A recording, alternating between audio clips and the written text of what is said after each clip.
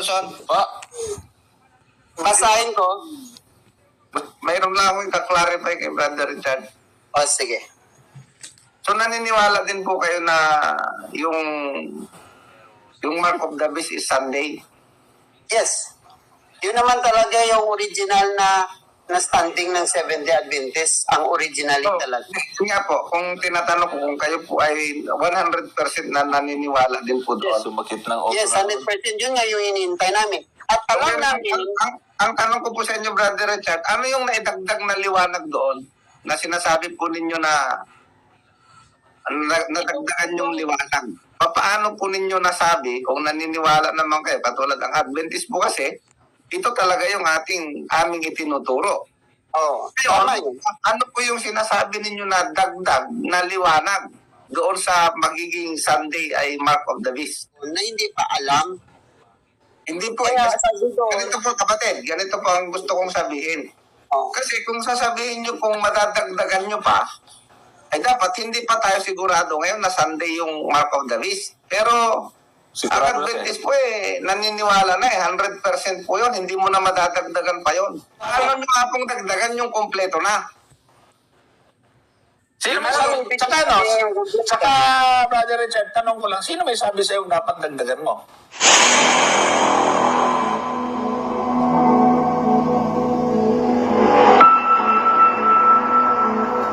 Paano sasawayin?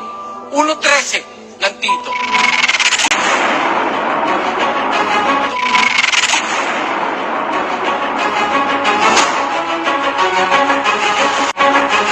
Sawayin mo, may kabaksikan sila upang magpakagaling sa pananampalataya. Gusto mong gumaling ang tao? Pag mali, sawayin. In the name of Jesus. Gusto namin kayong malita.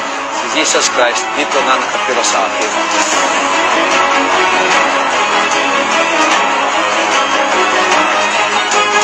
Ang pagmamahal sa kapwa, pati yung nasa labas ng iglesia nila, pinakikialamang hatulan. Sa Biblia, ang sabi ni Pablo, sa labas, Diyos ang humahatol. Pag walang kontra sa mali, lahat ng tao maniniwala sa mali.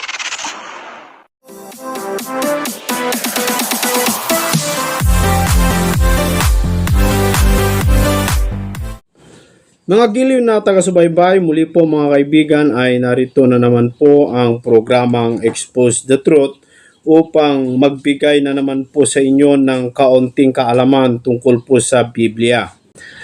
Gusto ko lamang pong pagbigyan ng pansin itong sinasabi ng mga SDA, si Johnson Amican, na ang araw daw ng linggo, yung sumasamba daw sa araw ng linggo o Sunday, ay isa na daw yan sa mga natatakan ng Antikristo. Kasi ayon po sa mga SDA mga kaibigan, ang Sunday daw ay araw ng sun o yung araw ng yung araw natin, no? Yun daw ay kapag sumamba ka daw ng araw ng linggo, iyan daw ay pagsamba hindi sa tunay na Diyos, kundi sumasang-ayon ka daw doon po sa tradisyon ng mga tao o yung utos ng mga tao. At kapag yan daw ay ginawa mo, yung sumamba ka sa Sunday, hindi daw utos ng Diyos ang ginagawa mo, kundi utos daw ng tao, dahil ang Sunday daw ay ginawa ng mga paganismong Romano. Mga kaibigan, wala po tayong tutol sa kanilang mga pinaliwanag na yung Sunday ay gawa ng kalendaryong Romano. Ang batayan po ng mga Sabadista, mga kaibigan, na dapat pagsambang tunay ay yung Sabado. Well, yun ang tinuturing nilang tunay na pagsamba dahil tinawag na Sabat.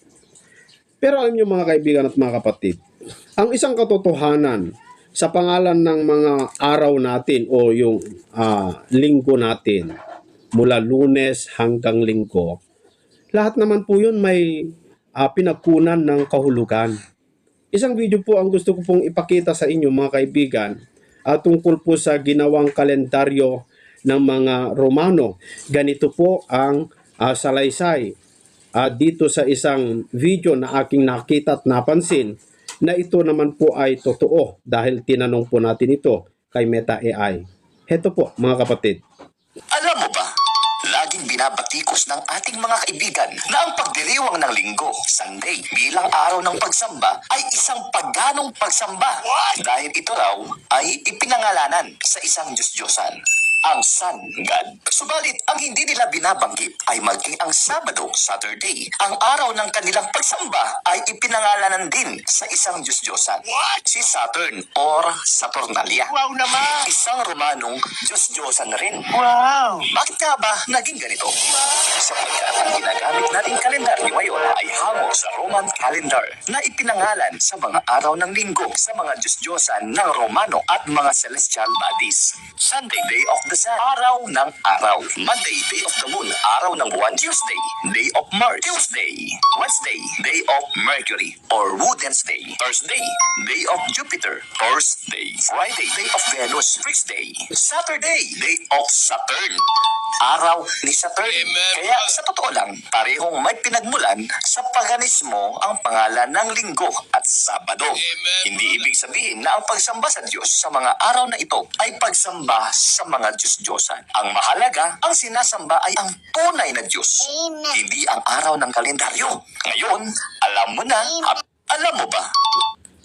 So yan po yung paliwanag na yan naman po ay totoo. Pinapatunayan yan miski sa kasaysayan, mga kaibigan, na yung ginagamit nating name of the week, tulad yung Lunes, Martes, Miyerkules, Huwebes, Biyernes, Sabado at Linggo. Lahat po yun mga kaibigan ay mayroong pong kahulugan. At ang lahat ng yon, ayon po sa kasaysayan, ay humahango lahat sa mga Diyos-Diyusan ng mga Romano. Saan ka pipili ng araw ng pagsamba? Miski sa Sabado, mga kaibigan, ay araw din ng Diyos-Diyusan ng mga Romano na si Saturn o Saturnalia, mga kaibigan. Yung Monday, yung buwan.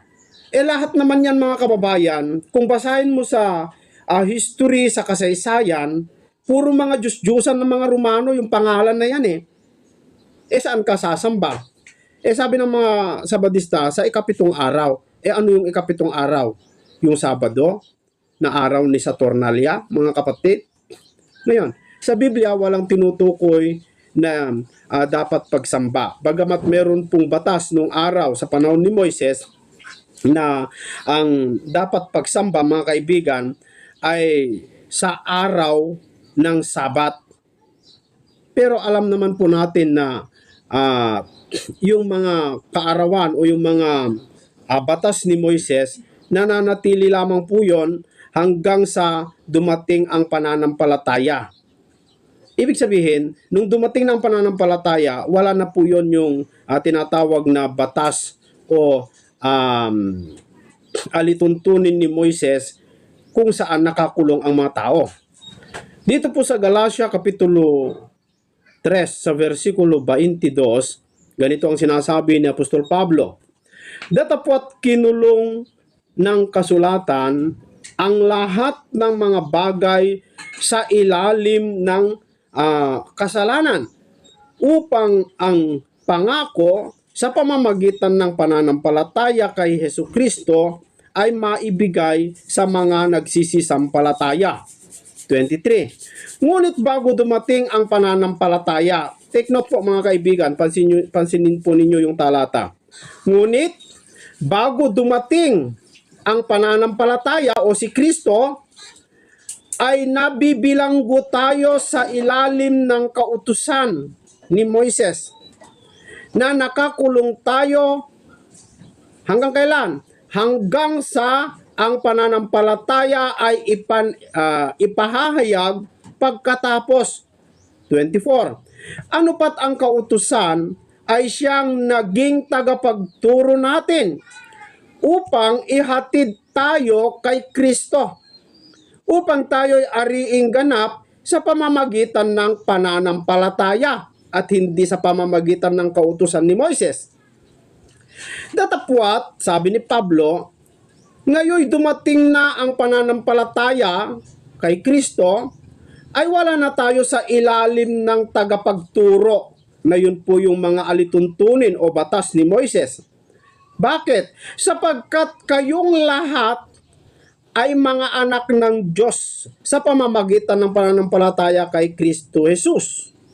Maliwanag po mga kaibigan, na nang dumating na po ang ating Panginoong Hesus Kristo, ay naganap na po o natapos na doon yung mga alituntunin ni Moises.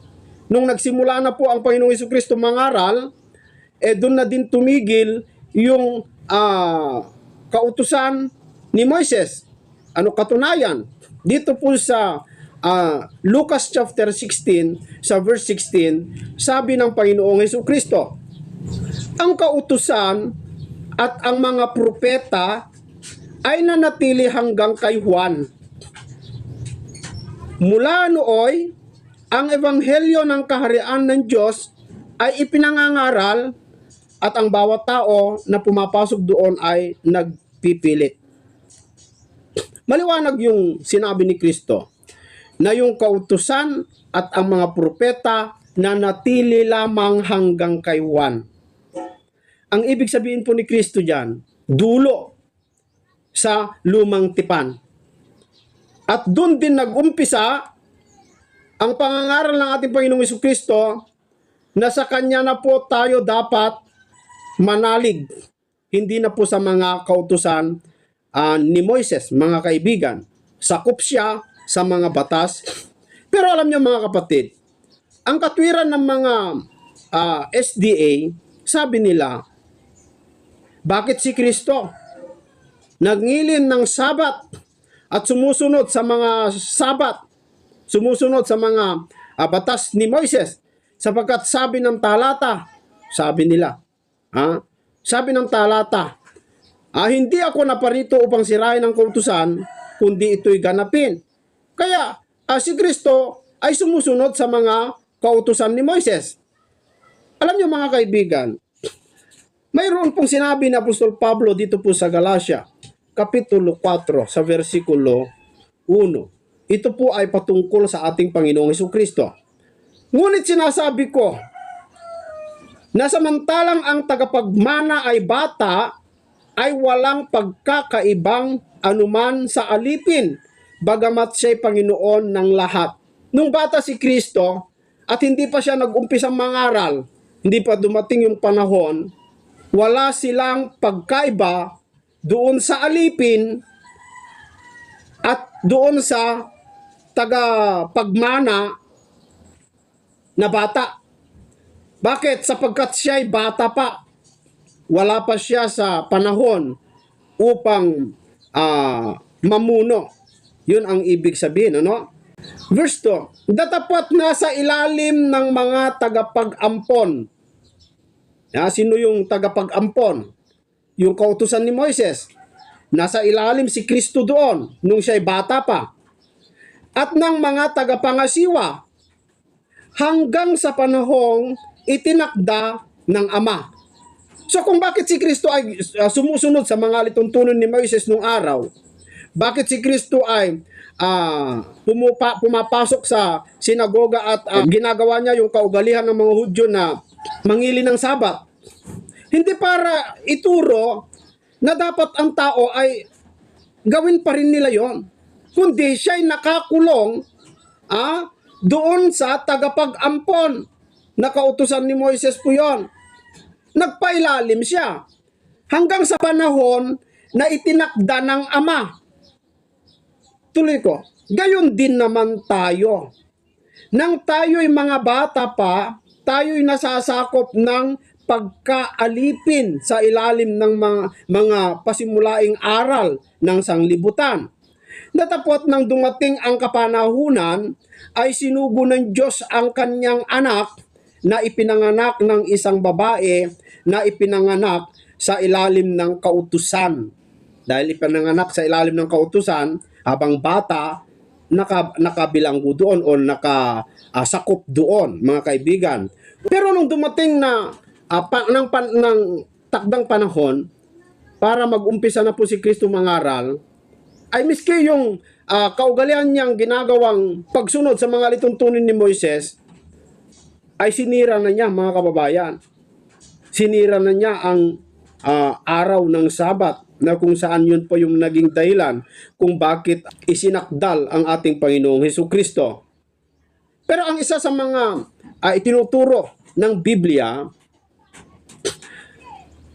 noong wala pa ang pananampalataya, nananatili tayo, sabi ni Pablo, sa tagapagturo na yun po yung kautusan. Pero nung dumating na ang pananampalataya, sabi ni Apostol Pablo, ay wala na tayo doon sa ilalim ng kautusan. So hindi na po yun yung ating dapat sundin. Kasi yung mga kautusan ni Moises ay hindi ka po aariing ganap, mga kaibigan. Na yun po ay aariing ka lang ganap sa pamamagitan ng pananampalataya. Sa Gawa 13:39, at sa pamamagitan niya, si Kristo, ang bawat nananampalataya ay inaaring ganap sa lahat ng mga bagay. Na sa mga ito'y hindi kayo aariing ganap sa pamamagitan ng kautusan ni Moises. So hindi na po tayo aariing ganap sa mga kautusan ni Moises kasi hindi na po tayo nakapailalim doon. Saan tayo nakapailalim? Sa mga batas ni Kristo. At ang isa sa mga batas ni Kristo, miski anong araw ka sumamba sa Diyos, ay walang pinipiling araw. Yung mga alagad nga ay araw-araw sila nagkakatipon at sumasamba sa Diyos.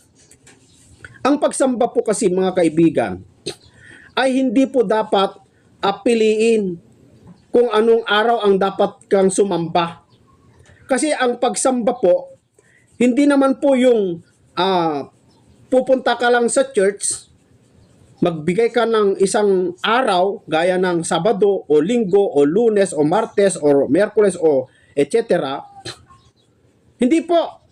Kasi ang pagsamba po ay paggawa.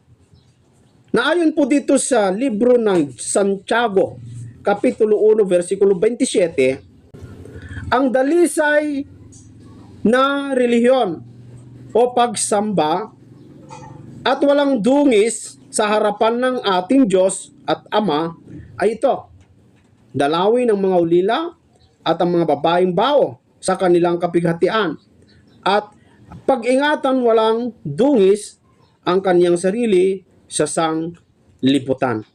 Yun po ang tunay na pagsamba sa Diyos o tunay na relihiyon. At walang pinipiling araw. Paano kung nakakita ka ng nangangailangan ng tulong? Pagsamba, kapag tulungan mo, pagsamba yon sa Diyos. Kailangan pa bang hintayin mo ng Sabado, mga kaibigan? Any time, any day, kung meron kang pagkakataon, gawin mo na. Hindi, hintayin mo muna yung Sabat o Sabado. Kasi ang pagsamba sa bagong tipan, mga kaibigan, na sinasabi ni Apostol Santiago, ay dalawin ang mga bao, dalawin ang mga ulila sa kanilang kapighatian, at pag-ingatan mo ang iyong sarili sa sanglibutan. Ibig bang sabihin, saka mo lang pag-ingatan ang iyong sarili araw ng Sabado? Mga kaibigan? Hindi po. Hindi po. So, yan po yung malinaw, no? Walang pinipiling araw. Piliin mo. Ayaw mo ng Linggo dahil araw ng mga araw yan. O Sunday. Araw ng Diyos-Diyusa. Ang pinili mo Sabado, Diyos-Diyusan din yun. Kaya sa Tornalia din yun. Ibig bang sabihin, kung sumamba ako sa Linggo, ay sumasamba ako sa Diyos-Diyusan na araw? Di ganun ka rin. Kung sumasamba ka ng Sabado, di sumasamba ka rin sa Diyos-Diyusan na si Saturnalia. Meron pa ba tayong pagkaiba? Wala. Pero ang tunay na pagsamba mga kaibigan, ginagawa yan araw-araw dahil ang pagsamba po ay paggawa ng mabuti sa mga taong nangangailangan. At hindi mo kailangan hintayin ng Sabado bago ka gumawa ng mabuti. Dapat maging masid po tayo sa mga sinasabi ng mga ating kaibigang mangangaral. Hindi lamang po tayo basta-basta maniwala. Sabi nga ni Apostol Juan, doon po sa unang Juan, Kapitulo 4, versikulo 1, na mga minamahal, huwag kayong magsipaniwala sa mga bawat espiritu, sabi po, kundi yung subukin ang mga espiritu kung sila'y sa Diyos. Bakit? Sapagkat maraming nagsilitaw na mga bulaang propeta sa sanglibutan. Mula pa sa panahon ni Juan, nagsilitawan na ang maraming mga bulaan. Paganismo ang karamihan. Kaya, ang katotohanan mga kaibigan, nung pumasok po ng mga Kastilang praile, mga Kastilang Katoliko dito sa Pilipinas na pinangungunahan ni Magellan para iparating ang relihiyon. Ang relihiyon po na kanilang ipinarating ay isang sekta, grupo ng mga mananamba sa Diyos-Diyusan.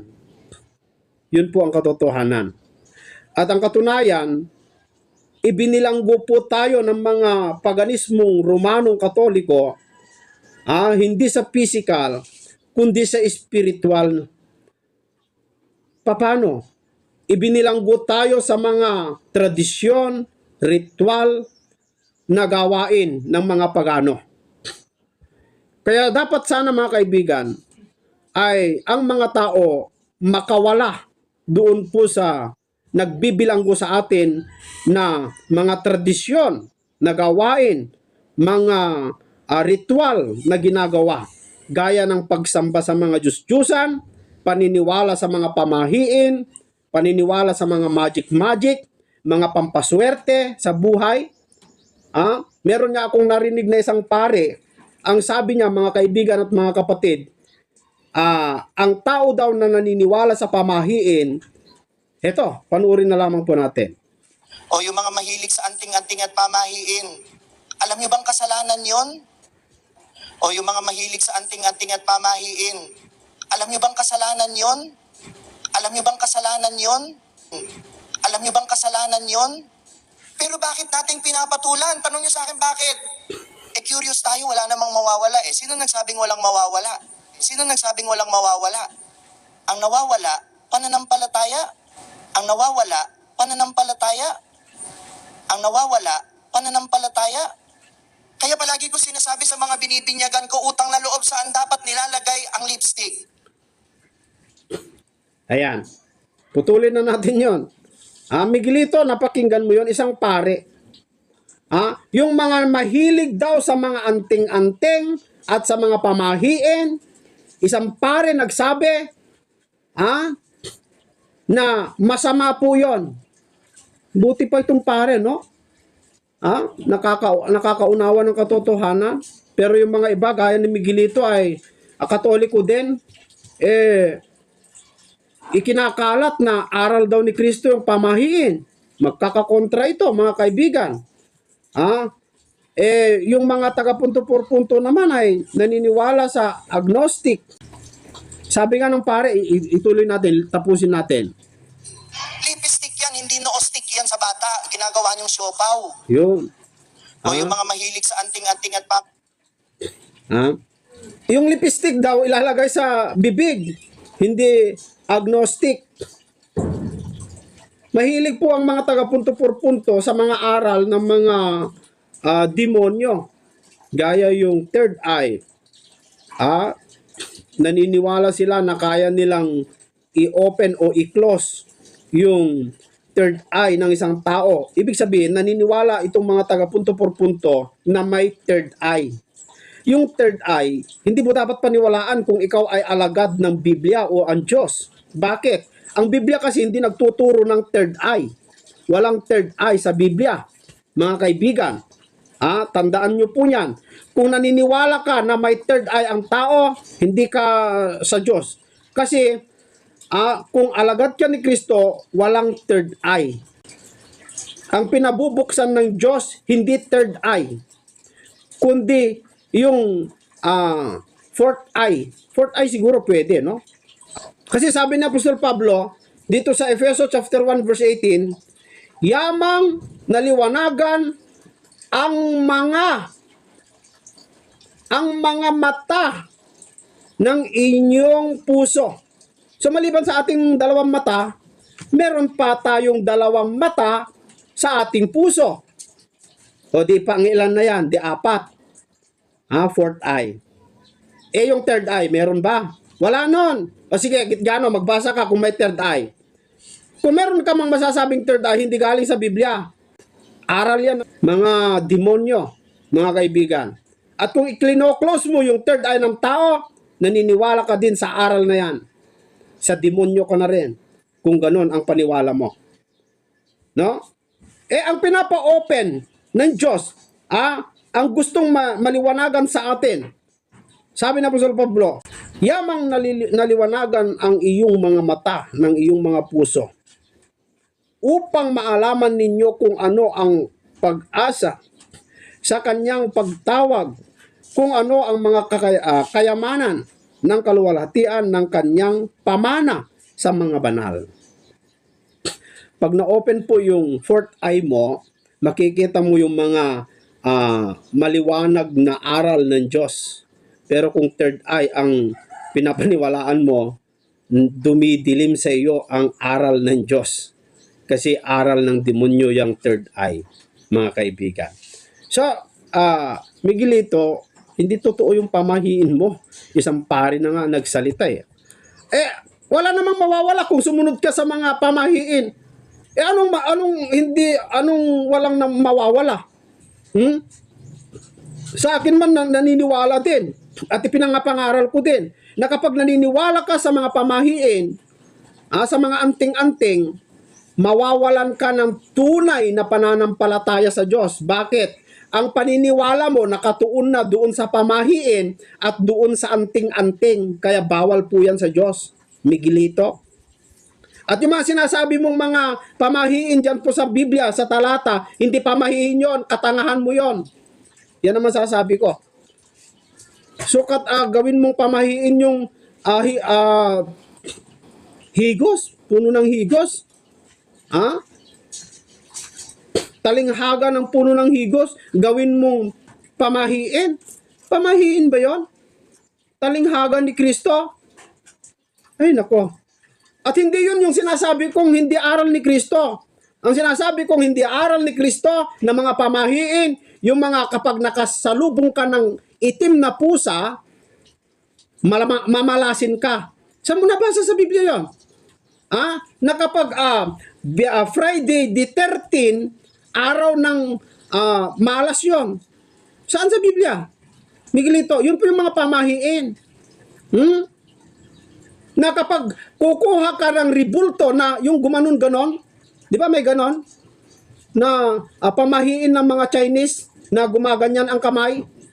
Kapag meron kang ganon, tapos meron ka pang ribulto, magkatabi. Mga Katoliko yan gumagawa yan mayroon silang ribulto ni Maria nakatayo. Meron din silang anting-anting na nakaganon. Mga Katoliko, kaburnok, meron ka bang ganito? Meron ka bang yung ribulto na ganito ginagawa? Pampaswerte daw yun Yan. Kung meron kang ganun, naniniwala ka sa mga ganun, mawawala yung pananampalataya mo sa Diyos. Matutuon doon sa pinaniniwalaan mong anting-anting o pamahiin na kapag makasalubong ka ng bayawak, ay mamalasin ka, na kapag magwalis ka ng hapon, ay mawawalan ka ng blessing. Saan sa Biblia yon? Yun yung mga pamahiin na sinasabi ko, Miguelito. Kung ikatwiranan mo pa yung pamahiin mo, tarantado na yung pagkaunawa mo. Hindi ko sinasabing tarantado yung pagkatao mo, pero yung paniniwala mo, katarantaduhan. Yan po masasabi ko, kaibigan Miguelito. Sana makuha mo yon, no? So, yan po mga kaibigan, hindi po porket Sunday ay tatak na ng Antikristo, hindi. Hindi. Yung Sunday, wala ka naman pwedeng piliin eh. Ang importante, sumusunod ka sa mga batas ni Kristo. Yung sinasabi sa Biblia na ipinipilit po ng mga SDA na sacred na Sabbath, na dapat tayo sumunod sa araw ng Sabat. Sa bagong tipan kasi mga kaibigan, si Kristo na po yung Sabat. Si Kristo po yung Sabat. Pero sa susunod na video ko na lang ipapaliwanag mga kaibigan, na hindi po araw ng araw yon, kundi ang Sabat po, hindi Sabado, kundi yung Sabat po ng mga Kristiyano ay si Kristo. Yan lamang po mga kaibigan. Maraming salamat po sa inyong